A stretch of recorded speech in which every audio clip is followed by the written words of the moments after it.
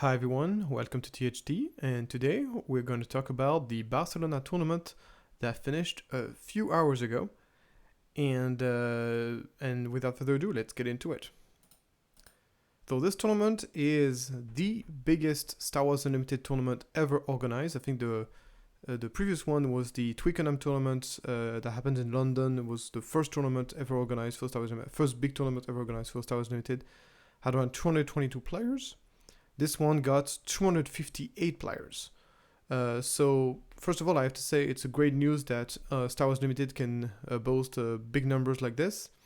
This time it's coming from Spain in Barcelona, Catalonia to be specific. And this was a tournament that had a day one of 8 rounds of Swiss in best of 3, and a second day with a top 64 top cut best of 3. So also quite a large top cut, which is nice to see. I really like this tournament format for such a big numbers of players. I think it makes a lot of sense. So I think it was pretty awesome. So here the meta is, as you can see, it's a pretty standard meta. We got Boba, Sabine, Han, and Kira at the foremost played deck, which is almost always the case. Got a couple of interesting things. Cad Bane definitely sees a lot more play than in previous tournament we've seen. Gram of Tarkin was also very represented, even though it didn't do very well. The rest of this meta is pretty much what you would expect. So yeah, just Cad Bane seeing a little bit more play than usual.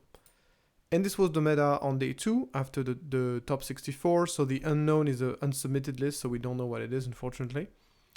But the rest, as you can see, the top 64, we see a similar distribution, with Boba, Sabine, Han, and Kira being the top 4 again, in terms of number.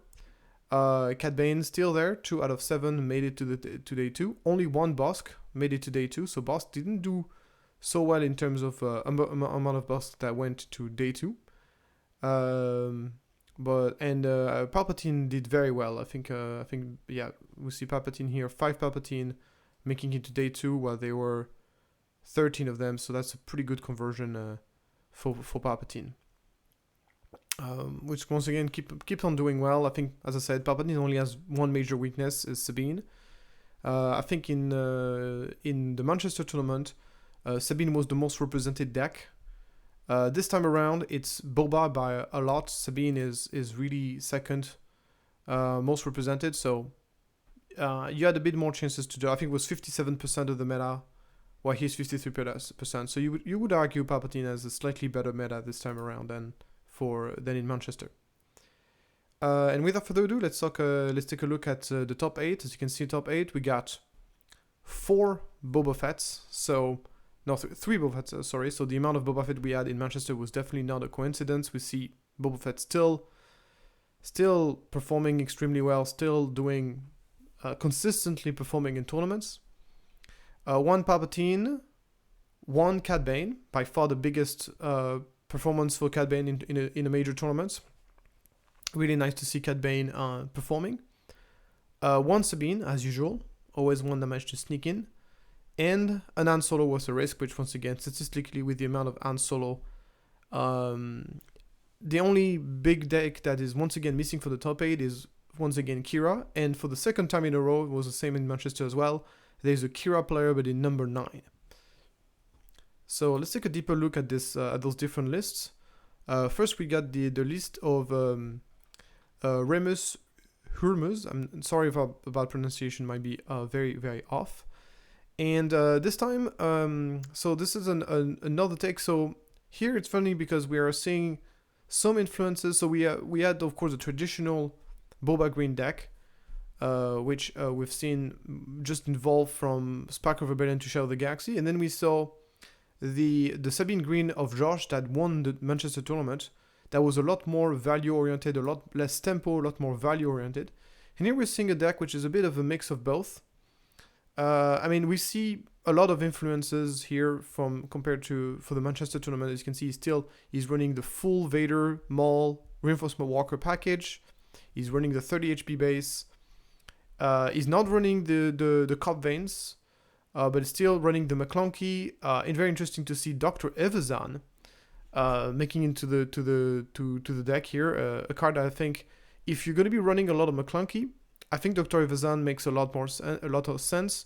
Dr. Evazan is the kind of card that, first of all, it's one of the best cards you can play on turn 1 against certain decks. It's very, very strong. And if you have a way to bring it back into your hand to prevent it from being killed and therefore for the opponent to redeem the bounty, then the card becomes a lot better. So if you're going to be running 3 McClunky, in my opinion, it makes a lot of sense to be running Dr. Evazan. And the reason why personally I've stopped playing Dr. Evazan is because I decided to give up on McClunky on my mono yellow boba. But if you're going to be playing McClunky, which the value deck does, it makes a lot of sense to be playing Evazan, in my opinion. The rest of the deck is pretty much what we saw. I think this is a 50 this is a 50 card list. I didn't do the count, but yeah, it looks like to be a 50 card list. So he's indeed restricted the deck to be a 50 card deck. The list of Josh was a 54 card. So definitely Josh had a huge influence on how you build Boba Green, as you can see. But of course, people are adapting the list, and I think this list looks pretty powerful. Once again, we're seeing Bossk over Sunny-Kid Lackeys being played. I think Bossk is going to be better against Kira because you can like ambush the Kira. In a lot of matchup, I personally prefer Lackeys, but yeah, it's a pretty solid list as you can see. It was also the 1/1 that draw cards has been replaced by the card spacer. It's funny because I also build my own version of Boba Green, and I also made the same switch. I switched from the 1/1 draws a card to a card spacer, which I think is a far better card in my opinion. Yeah, the sideboard is relatively similar. We see once again the shoe side making an appearance in the sideboard here. And yeah, pretty cool deck. The next deck is a traditional Boba yellow list. It's a list from Victor Bonnet. And yeah, this list is as classic as it gets. Gets the Locking Tie Phantoms in the main deck and the Echo, the Body Rook in the main deck as well. So pretty focused anti-control whenever you're playing those 2 cards in the main deck. That means you really want to beat control. And other than this, a pretty balanced list. No new adventure. The new adventure actually make it to sideboard, which is interesting. And yeah, the rest of the deck is pretty much what you would expect from Boba Yellow. So seems to be a pretty balanced list to me. Yeah, but seems to be a fairly balanced list. No Boba Fett's armor. Worth noticing. I think it's a mistake. I think Boba Fett's armor is amazing. But yeah, other than this, the list seems pretty solid. Next we got a Sabine deck. Once again, it's a very classic version of the deck. The only small difference is the confiscate in the main deck. Not sure what he's really afraid of. I mean, I understand that confiscate can be a huge blowout if your opponent plays like a Traders or something like that. But other than this, like, you already have Poe Dameron to get rid of upgrades. And I would definitely prefer to play a Disabling Flying Fighters instead. So Confiscate is kind of a weird. It has this element of surprise, I guess. It's a huge surprise effect, I guess. But it's going to disturb your focus. I believe in there's going to be a lot of situations where you're going to draw it, you're not going to be able to play it. So not a big fan of this, but it's only 1 card, so it doesn't really matter. In the sideboard, we also have a couple of interesting choices. We got more hand-of-hand damage with the Daring Raid and the Chaos of War, which is a very interesting card to see. I'm sure there's going to be some... Against control, I think this package of hand-of-hand damage probably is pretty powerful. So it's a sideboard almost entirely dedicated to beat control, which is interesting. I mean, Akbar is here against aggro, can be a good card against aggro. Is it really the best card you can play against aggro? I'm not sure, but it's a card that does work against aggro quite well. So the Chaos of War is out of aspect, obviously, but this is the kind of finishing card, so the fact that you have to pay the aspect penalty in this case is not really that big of a deal. So yeah, overall pretty classic list. Couple of interesting things going on there, but overall pretty good. And then we got the good old the Cad Bane list. So in Take the Initiative, there is actually a guy in the top 24 of the Take the Initiative tournament who is actually running Cad Bane. And I've seen the deck in action. It's pretty impressive, and I was pretty impressed, even though it ended up losing. The game I saw. This one is very similar list. It's pretty similar to all the Cad Bane attempt that we've seen from there. We got the Tarkin Town to combine with the ability of Cad Bane, the Cad Bane damage units You use Talking Time to finish it off.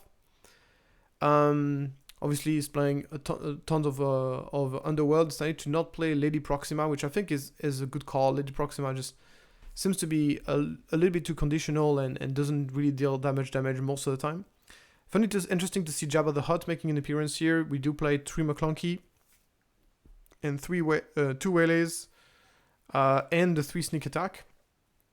And you got the Sneak Attack. Sneak Attack pretty good with Zickus. Most likely for Ruthless Raider, I would say. Obviously, Sneak Attack into Ruthless Raider. It is clearly an aggro deck here. He has the Sneak Attack, Ruthless Raider combo, the Surprise Strike, and the DR44 blasters to finish the game off. Daring Raid can deal damage, so it's basically trying to... So basically the game plan for Cad Bane is early stage of the game, trying to control the game by doing Cad Bane shenanigans. So Cad Bane's ability, putting it on the battlefield, deal damage to unit, finishing off with Talking Town, and then play multiple, like a Cloud Rider combined with Cad Bane can kill a unit that's 4 health, which is pretty impressive for 2 resources card. So you really do like a lot of Cad Bane shenanigans in the early stage of the game, and you're trying to take control of the board. Once you take control of the board, you start dealing a huge amount of damage, and by the time your opponents manage to stabilize, you finish the game off with Surprise Strike, Daring Raid, Sneak Attack into Restless Raider. That's basically the plan here. So the sideboard even go as far as going Crater Dragon, which is pretty crazy. I mean, Crater Dragon can be very strong with Sneak Attack, I guess, but it seems to be like a very controlly matchup that you would want to run this. Jabba the Hutt gives you a little bit of gives you a little bit of card draw, which is nice. He does, I think he plays enough. Yeah, 8 tricks should be enough. Should do the trick to be able to make this consistent enough. So I have to say, obviously it's incredible to see Cad Bane performing. One cool thing about Cad Bane in this deck is Hotshot DR44 Blaster in this deck is that Hotshot DR44 Blaster can be played for 1 resource, which sometimes is relevant. Most people who've been playing DR44 Blasters actually don't play red-yellow, they just play yellow. So they only can play the card for smuggle cost. But Cad Bane can actually play it. This deck can actually play it for its normal cost, which is cool. So as I was saying, we've seen this deck from almost the very beginning of Shadow of the Galaxy. I mean, the first time we saw people bringing Cad Bane, even before the set came out, people were already talking about Cad Bane Red. So this deck is not like super revolutionary in the sense that we already knew that this deck existed. However, nobody has really managed to make it work. So it's pretty impressive to see this deck making a top 8 in what is the biggest performance, within the biggest tournament that we've seen Star Wars Limited ever. So that's like a massive performance.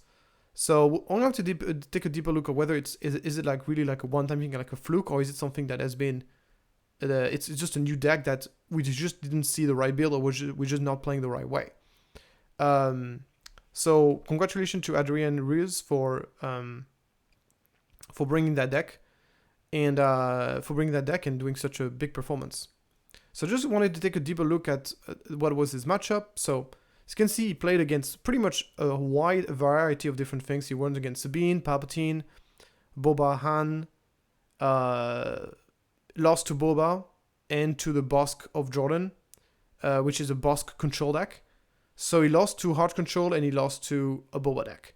And then he won against pretty much everything, including Boba decks, Han Solo, Smuggler, Han Solo Worth the Risk, and the Palpatine, which is not a surprise. Palpatine just lose to all aggros. So is it the Messiah? Is it the aggro villainy deck that everybody has been trying to build and nobody has managed to make work? That's going to be an interesting question for the future. So let's take a look, of course, at the top 4. So we got the Palpatine, this time a Palpatine yellow. So say Palpatine green and Palpatine blue doing very well in Manchester. This time it's a Palpatine yellow. It's a fairly similar deck, to be honest. It's the same game plan, but just played with different cards. We've seen Palpatine yellow doing very well in Spark of Rebellion, so no reason why it wouldn't do well in Shadow of the Galaxy. We see, obviously, the Change of Hearts combination with Palpatine. You steal an opponent unit, then you sacrifice it. The sneak attack shenanigan with the super large units, plus the ramp, all that stuff. And as you can see, this version, just like the double green Palpatine that have been doing quite well, whether it's in Take the Initiative tournament or whether it's in Manchester, they are relatively low to the ground. They play a lot of small units to try to fight off aggro, and they're relatively light on big units. On big units, only the 2 walkers, 1 relentless, 2 devastator. It's not that many. So, and this version, the advantage of playing yellow is that you get to play Greedo, ISB agents. It's a great combination with Palpatine because you get to come into play, you ping something, then you can sacrifice the body to draw a card. Also very good to trigger Palpatine's ability because you can ping a unit and take control of it. So definitely Greedo helps against aggro a lot. Then he's playing 3 copies of No Good to Me Dead and 2 copies of Shoot First. So all those cards really help a lot against aggro. So that does help in the matchup for quite a bit. So yeah, cool list. And we move on now to there's a couple of things I'm relatively he's playing the Veers to combine with but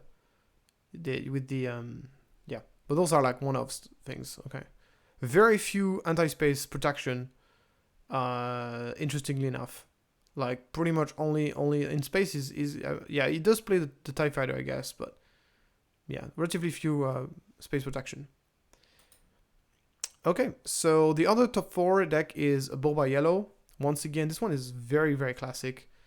Plays the DR-44 Blaster, plays the Boba Fett's armor. Once again, just big fan of Boba Fett's armor in this deck. No particular originality. This is really like textbook.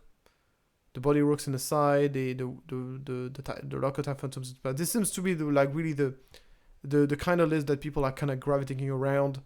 The list that has been, it's the list that everybody was afraid of before we came to, before we went to Shadow of the Galaxy, and this is indeed the list that is just doing super well. No surprise there that it's doing top 4. Got our finalist list, which is Han Blue. Han Blue has been doing well in Manchester and is doing well in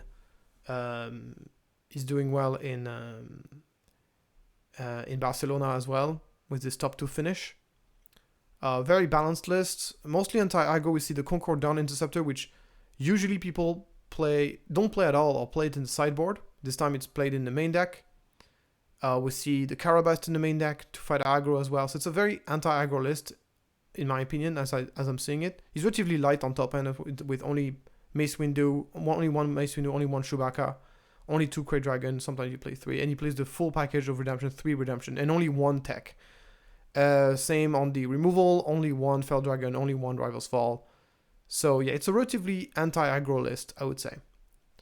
And only 2 Pillage as well, a third. So it does reinforce his anti-control matchup quite a bit with the sideboard, as you can see. But overall, I would say it's a pretty anti-aggro, and then the rest of the deck is pretty much what you would expect. This is another list that is pretty much kind of like set in stone. People change it a little bit, tweak it a little bit, but the overall idea remains the same. And as the winner is, of course, the biggest surprise of that tournament is a Bossk control list. So Bossk Control, Bossk Blue, has been the deck that I actually knew about before this tournament happened. I actually played against it a couple of times, and I thought the deck was pretty interesting. It very reminiscent to the Vader Blue, that we had in Spark of Rebellion, but it has, of course, the so just Rival's Fall just makes Boba pretty awkward in my opinion. So it makes Vader pretty awkward. Sorry. And Bossk has the advantage of having those powerful bounty synergies we'll talk about in a minute. So I thought the deck was very interesting. What made me not want to play this deck is that I thought it was not necessarily better than the hard control list I was already playing, which is, as you know, my Boba Blue deck. And the other thing that made me not want to play this deck, not want to pursue this deck, was that it was losing super hard on the mirror match of hard control. If I was playing this deck against a hard control list like either an Afra or a Boba Blue, I would lose very hard because they play Bazine, they play Bounty Hunter Crew, and I don't. And that's almost an auto loss against those kind of decks. So let's talk about this list in particular. So one of the main advantages of running Bossk is obviously the ability. We have 3 bounties in this deck. We place 2 top targets, 3 Death Mark, and 3 the client. And obviously, as you know, the client with double trigger on the client you heal 10, double trigger on top target you heal 12. So those kind of things makes it so the deck is probably gonna have an excellent matchup against aggro. Has loads of removals, early game removals with Power Dark Side, Make an Opening, Open Fire, and even False Choke. Those are excellent removals against aggro. Will stop aggro very well with Lutrin and Charleston, obviously. And then it's going to heal a tremendous amount of... And there's not really much aggro can do unless he's managed to ambush the Bossk. But if you protect it with a Charleston, then it's going to be very difficult. And of course, you finish the game with one of the advantages of playing red-blue is that you get access to Crate Dragon as a finisher on top of the Avengers that you're already playing. So a couple of surprises in this list. I'm not a big fan of Perching. Every time I play Perching, I had pretty bad experience with it. It only draws me 1 or 2 cards. Not really worth it in my opinion. Relatively surprised they're only running 1 Rival's Fall. I think Rival's Fall is a great catch-all answer for a control deck. Interesting that he's playing Pillage. So I'm not a big fan of Pillage in a control deck because one of the advantages of playing a control list is to basically render your opponent removal useless for at least a vast majority of the game. And by playing a Pillage, you're basically giving the opponent the opportunity to use their removal or to use their useless cards. So not sure if I'm a big fan of this. With that being said, it does play quite a few units between the clients, the Perching, and the Charleston, so maybe he's actually okay discarding some removal from this. But I would have to try it by myself to see. And at least the Pillage is probably helpful. Yeah, I'm not sure how useful that is in the Mirror of Control, because once again, Mirror of Control is even worse. When in Mirror of Control, pretty much 90% of your deck are useless. You're just aiming for vigilances and ways to bring it back and discard. So yeah, I'm not sure how good that is. Anyway, the sideboard, we got Spark of Rebellion to fight the Mirror Control. But the good thing is, I think it was an excellent meta call to bring this deck because Bossk Blue definitely better against aggro than Boba Blue because it has so much, because Open Fires, False Chokes are just amazing, and the double trigger on the heal is going to be super relevant. So I think it was a really good meta call to bring this deck over a Boba Blue. But I think that moving forward, I don't see necessarily this version deck performing so well because, as I said, if you bring this deck and you come over against a Boba Yellow deck, or an Afra deck, or anything that, or even a Thrawn deck, and that Thrawn deck plays Bazine, Bounty Hunter Crew, on top of the Vigilances, there's no way you win this game. I'm telling you, there's a 0% chance you win this game, unless you are I don't know what happens, but something crazy where you Vigilance, and you remove everything, you have a 99% chance of losing, because he's gonna discard your Vigilances, he's gonna have more Vigilances than you because he can bring them back with Bounty Hunter Crew. And that's going to be a nightmare. So, anyway, I could be wrong about this, but I'm pretty sure that's the case. But, once again, the hard control pretty much, in this meta, pretty much does not exist. So it was a great meta call to bring it, because you're not going to, and as I said, all this early removal and the Bossk double trigger definitely going to help you a lot against aggro. So just wanted to take a look at what he played against. As you can see, he didn't, I don't think so he lost against the Boba at the beginning, and then he lost to a Gram of Taken. Taken can be quite strong against control with certain hands, especially with especially if you can play a TIE Phantoms and then you can put tokens on it, then it becomes very difficult. But yeah, he didn't run against any hard control decks, I believe, which is not surprising because there's just basically none of them. So massive performance here from Jordan. So he's called Jordan Nel de la Cruz Vizcara. So putting the full name here. So congratulations to him for winning the biggest Star Wars Limited tournament ever. So huge performance, and it's great to see that it's not necessarily a meta deck that won it. So pretty amazing for the game overall. So I wanted to take a little look at the matchups of the Cad Bane. So this is the matchup matrix for the Cad Bane. As you can see, Cad Bane, if you look at, we're not looking at the matchups where there were only a handful of games that were played. We're looking at where there were a few games. We had 6-2 record against Sabine, so not a surprise that Cad Bane is good against aggro, because you got loads of removal, and you can kill fairly quickly. Cad Bane's ability is very helpful against aggro, I'm sure. So on this, I'm not surprised. And against Boba, about a 50-50% win rate. Not surprising. However, horrendous matchup against Kira. And I'm expecting a very bad matchup against Control in general. He lost to Crown and Wheel of Thrawn. Is there any other Control-y character leader here right now? Kira pretty much is. Yeah, Kira, 1-6 record against Kira. So Kira is, Control decks in general probably will murder this Cad Bane decks, because this Cad Bane deck is not as fast as the Cad Bane's ability becomes pretty much useless. His ability to control the board in the early stage of the game, which is what the Cad Bane game plan is. You take control of the board early game, and then you kill your opponent very quick. If the control of the board does not happen, or it's pretty much useless because your opponent does not play any units, then suddenly the Cad Bane game plan kind of falls apart. And you can see here, 1-6, 14% win rate against control, and I think it would be even worse against a hard control deck, because here the Cad Bane's ability really becomes useless.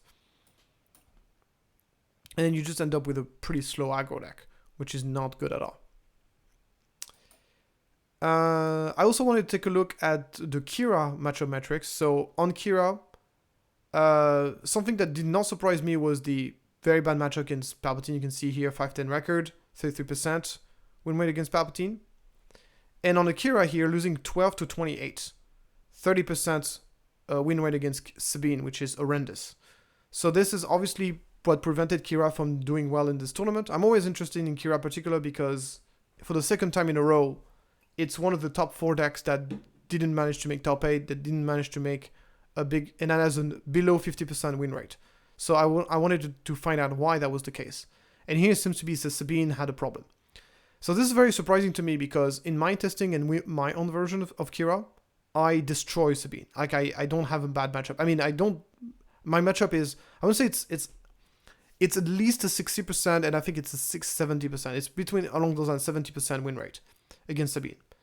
I would say 70% of the matchup. So there's something wrong here. And I looked at the list that people were running, and 78% of the Kira players were running Energy Conversion Lab instead of the 30 HP base. And I'm a big advocate of 30 HP base on Kira. I think that it makes the deck so much better against aggro. So me, I run a 30 HP base against aggro, and I have no problem against aggro whatsoever. So guys, you need to stop playing ECL in Kira. Just play 30 HP base, because here this is the fact that you lose like a matchup. This is not normal. 30% win rate against Sabine with a Kira. I don't think it would happen if you were playing a 30 HP base, and I don't think you're losing so much on the other matchup by playing. I don't think there's. As I said, there's only a handful of good targets for ECL. This basically it's and if you don't find the right target for ECL, then suddenly you're playing with 5 less HP. It's very, very high risk, and relatively low reward, because when ECL happen, it's not like you're not ECLing like a wrecker. You ECing like your best ECL target is like is gonna be a Gideon, which is not like super impressive. So I don't like ECL in Kira, and I think this is the reason why the Kira decks here are struggling so much against Sabine. Okay, so what can we learn from this tournament? Hard Control is back, this time with Bossk, and maybe Boba Blue is next. What I'm saying why Boba Blue is next is, as I said, I think if you're running Bossk Control versus Boba Blue or any yellow-blue control deck, hard control deck, your yellow-blue is gonna win because it has access to so maybe if Bossk Blue starts single out play, you're gonna see Boba Blue or other yellow-blue control decks making an appearance as well. This is not something that is unusual when the meta is a bit more figured out. It's easier for control deck to know exactly what they need to take part in the game, and so it is definitely something that is worth noticing. Cad Bane, will it be meta or is it just a fluke? That's going to be an interesting question. Cad Bane did relatively well in this tournament, but it was not like crazy. He did a top 8 performance, which is noticeable. Will it be a meta deck, or will it just be a fluke? We'll find out. Only time will tell. For now, it seems to be a deck that has a great matchup versus aggro decks, but they're doing pretty bad against anything that is control mid-range or hard control. So that's not looking so good for Cad Bane. We'll see. Boba's still king. I say this in every single tournament report, and yeah, Boba is still. It's not, once again, it's not just like in Spark of Rebellion. It's not it's not like crushing the meta, but it's dominating the meta. It's every time it's the most represented deck, and it's also one of the deck with the highest win percentage. So when a deck is both the very, very represented and also has the highest win percentage or close to the highest win percentage, that's a sign that the deck is just super dominant. Here we have 3 Bobas in top 8. It's no coincidence. This deck is just insane, whether you're talking about the green version or the yellow version. It's just an insanely powerful leader, and it's starting to become a little bit annoying. I'm starting to come to a point where, yeah, maybe it's time for FFG to do something about it, because it's, once again, it's not super like flashy or impressive, but it's just a little bit. It's starting to become like a little bit kind of like annoying that it's just always Boba everywhere. So hopefully it's going to be different next set, and if it's not different after Twilight of the Republic, maybe it's going to be time for FFG to do something about it. This will be a subject for a different video though. Kira falls short again. As I said, so my analysis for this tournament is that Kira players simply should be playing a 30 HP base, and 78% of people were playing a 25 HP, were playing ECL, and the matchup against aggro was horrendous. So yeah, I think Kira should do better than this. I think it's a very strong deck. I said before, I say it again. This tournament is very reminiscent of the Orlando 4K. So I don't know if you remember, was it a 4K or 5K? I don't remember. But Orlando basically was the tournament that put, I mean, obviously hard control was already kind of the thing before that, but it was kind of an obscure deck that only a few experts knew about. I made a video about the Dominatrix Aiden deck. This video happened before the Orlando 4K. So it was known, but it was not really on the map. Same thing with Bossk. Bossk Blue was known, but it was not really on the map. This tournament is definitely putting on the map. It's definitely putting the spotlight on this deck, just like Orlando 4K did with Vader Blue, and both decks are very, very similar. So are we going to see a huge shift in the meta where we're going to see hard control decks being a thing again? That remains to be seen, but it's very likely to be the case moving forward. And in that sense, this tournament is a huge shift in the meta. If this happens, this tournament will be remembered, just like the Orlando 4K was remembered. And the performance of Jordan will be noticed. So anyway, that's all I have to say about this tournament. Congratulations to the Spanish community for supporting and making happen the biggest Star Wars Unlimited tournament we've ever seen, and by quite a bit, I have to say. And nice to see the game doing so well in Europe. As I said, I was saying about the same thing about the Manchester tournament. Is Europe is just a place that is more densely populated than America. So in the US, any tournament that happens is going to require a lot of effort for everybody to fly to a tournament. While in Europe, the population density is much more dense, make it a lot easier for people to gather up for bigger tournament like this. With that being said, as you can see, it was a tournament where mostly Spanish people playing it. For the overwhelming majority, like I think 98% of people were Spanish. So it still remains like very local. I think this tournament was also not super well advertised internationally. It was very advertised in Spain, but internationally, I mean, only people who let me know that this tournament was happening was Spanish people. So I wonder how many people they could have gathered if they were maybe advertising the tournaments a lot more internationally. In any case, it's still great to see the game thriving in different places of the world, see where the meta is in different places of the world, and hope you learned something from it. And if you want to take a deeper look at all the stats, all the infos, that is tons of things to unpack. I cannot do it in only one video. You can, of course, take a look at the Limitless link in the comments below. If you like the video, please like and subscribe, and I'll see you next time for another video. See you, bye-bye.